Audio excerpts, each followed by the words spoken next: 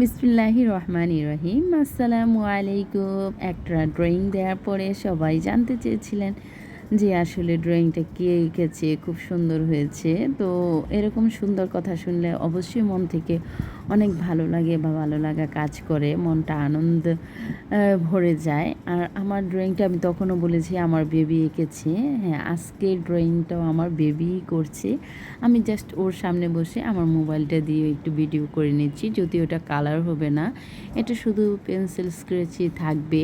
আর আমার বেবিটা নিজের মনের মতো করে অনেক সময় অনেক কার্টুন ছবি আঁকে, যেহেতু আমার বেবি এখনও কার্টুন দেখতে খুব পছন্দ করে। আর আমি নিজেও আমার ছেলেদের সাথে বেবিদের সাথে দেখি ভূত অনেক কার্টুন দেখি, ভূতের কার্টুনও দেখি, ওগুলোও ভালো শাহরুখ লাগে। খানে আর আজকে আমার বেবিটা যদিও আমাকে মানা করছে যে এটা ভিডিও করো না, এটা ভালো হচ্ছে না, তাও ওর কাছে হয়তো বা ভালো লাগছে না, কিন্তু আমার কাছে তো ওর সব কিছু অনেক ভালো লাগে।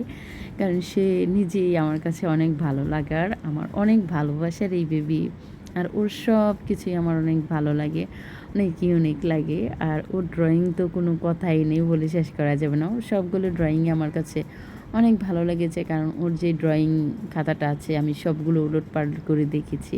আর আপুও বলেছে দেখাও দেখাও তোমার আন্টিকে দেখাও, তো সে দেখিয়েছে।